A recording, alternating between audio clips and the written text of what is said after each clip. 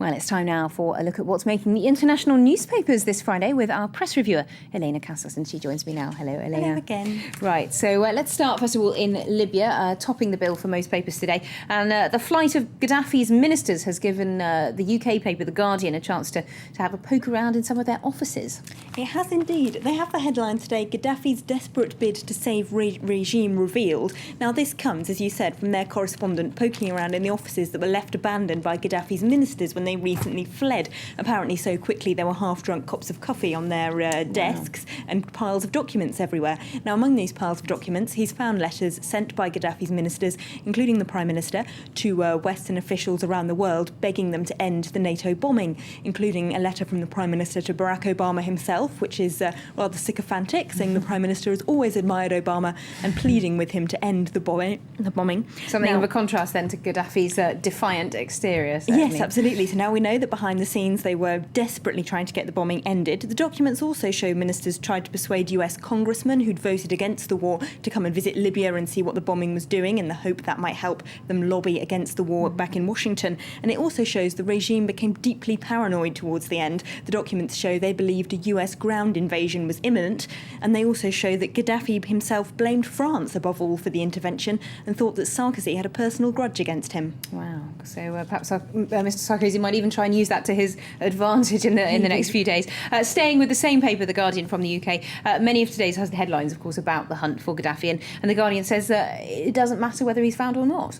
No, the paper goes back over the reports that French and British special forces are on the ground in Libya hunting for Gaddafi, and they call this a spectacular misallocation of resources in their editorial, saying placing so much importance on one man is senseless. The priority should be to establish a stable government. They say the $1.3 million bounty on Gaddafi's head should be used to pay the salaries of policemen, to restore calm on Tripoli's streets, and the drones, aircraft, satellites and so on that are being used for hunt for him should be redeployed to Sirte to help fight the last elements of Gaddafi's rebellion. They say it's naive to think that killing Gaddafi himself or arresting him will mean the last elements of resistance against him disappear. They say the first thing is to step into the breach and create a stable government and worry about hunting him down later.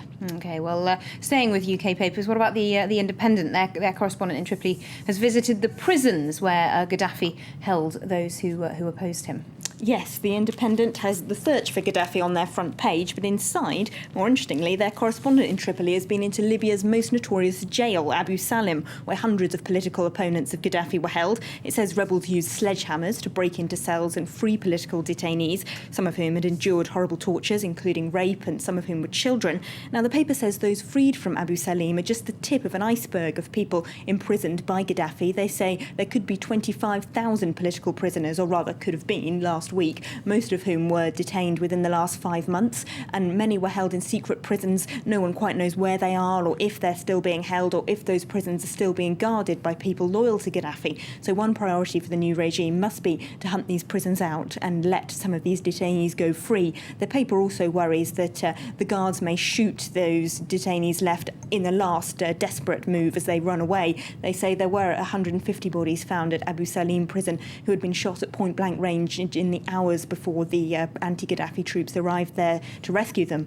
So that's one thing that the paper is drawing attention to today. And indeed, the Independent's correspondent in Tripoli, Kim Sen-Gupta, apparently his hotel room raked with bullet fire just yesterday, so still very dangerous conditions for correspondents in Tripoli. Let's move on to austerity measures here in Europe briefly. L'Espresso magazine in Italy says there's one source of cash that the Italian government hasn't yet tapped into. Yep, Berlusconi's government announced tough new austerity measures this week, but they say one thing that they're not taxing, and they should be, is the Vatican. It currently benefits from a huge number of tax loopholes and subsidies, which they enumerate in the article. Vatican staff can avoid the concession charge in Rome, they get free television licences, a €50 million discount on their water bills, which are nationalised in Italy, and discounts on payroll taxes, which allowed the Vatican to save €16 million last year. Now, the L'Espresso, along with its fellow left-leaning Italian paper La Repubblica, is launching an appeal to the Italian government to tax the church and make them help pay for Italy's debt. OK, well, thank you very much indeed, Elena, for that look at a few of today's international headlines in the newspapers this Friday.